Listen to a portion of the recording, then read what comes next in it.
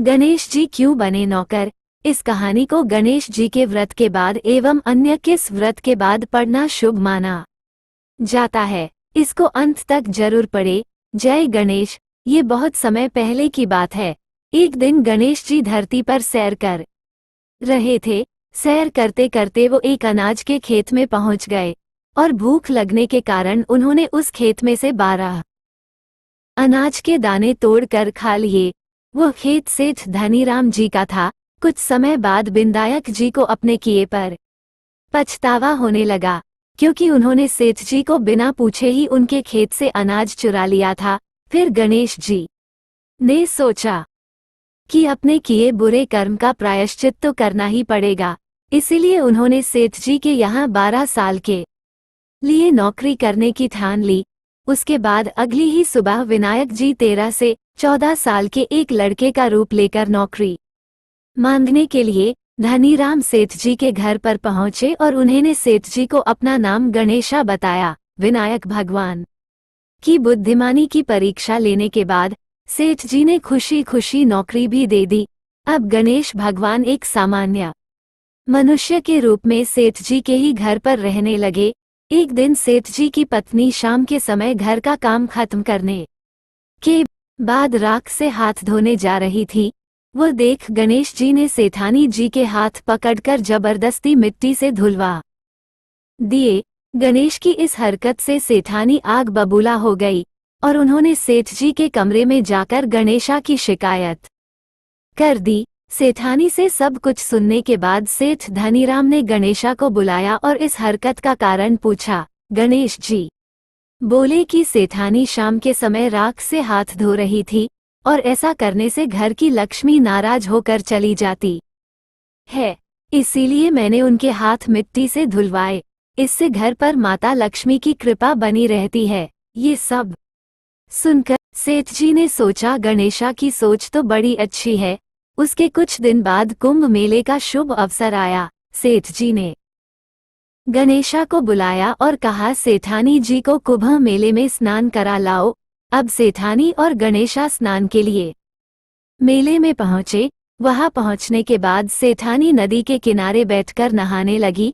उन्हें ऐसा करते देख गणेशा दौड़कर आए और सेठानी जी के दोनों हाथ पकड़कर उन्हें नदी के अंदर लेकर गए। उनसे पानी में डुबकी लगवाई और फिर किनारे पर ले आए। अब गणेशा की इस हरकत से तो सेठानी का गुस्सा 7वें आसमान पर पहुंच गया। सेठानी जी घर आते आते पूरे रास्ते गणेशा को ताने पर ताने मार रही थी, लेकिन गणेश भगवान सब कुछ शांति से सुन रहे थे। घर आते ही सेठानी ने सेठ जी के पास फिर से गणेशा की शिकायत कर दी।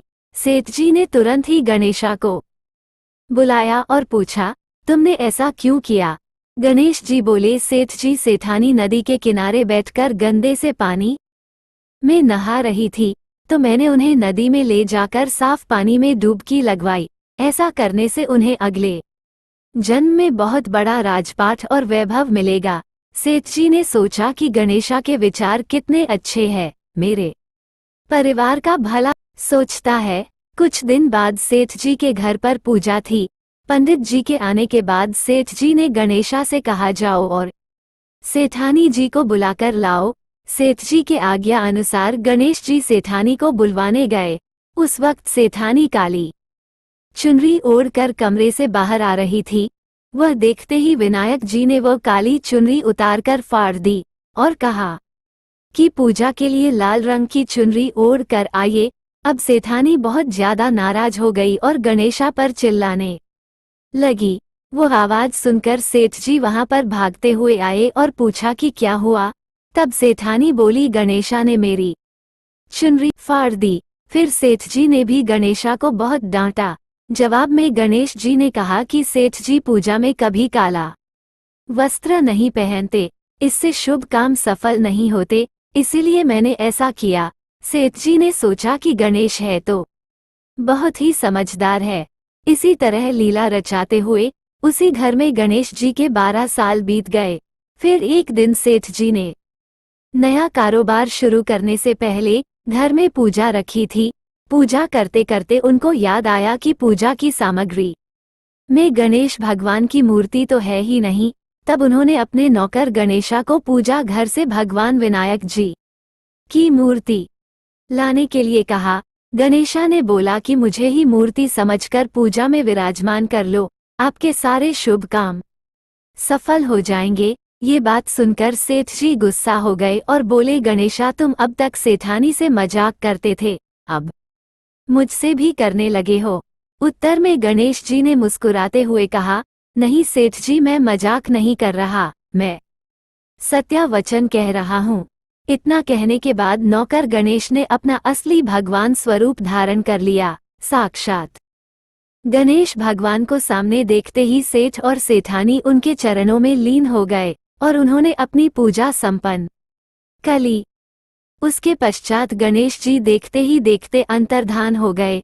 बाद में सेठ और सेठानी को बहुत पछतावा होने लगा कि स्वयं भगवान हमारे घर नौकरी कर रहे थे और हमने उनके साथ कितना बुरा व्यवहार किया, उनसे बहुत सारा काम कराया। ये सोच सोच कर दोनों दुखी होने लगे। फिर उसी रात सेठ और सेठानी के सपने में गणेश भगवान प्रकट हुए और उन्हें समझाया कि मैंने 12 साल पहले तुम्हारे खेत से 12 अनाज के दाने बिना पूछे तोड़ लिए थे और उसी कर्म का दोष दूर करने के लिए मैं 12 साल से तुम्हारे घर नौकरी कर रहा था। अगले ही दिन से सेठ जी पर गणेश भगवान की माया हो गई। उनका व्यापार दिन दोगुना और रात चौगुनी तरक्की करने लगा। धनीराम सेठ जी के जीवन की काया पलट हो गई।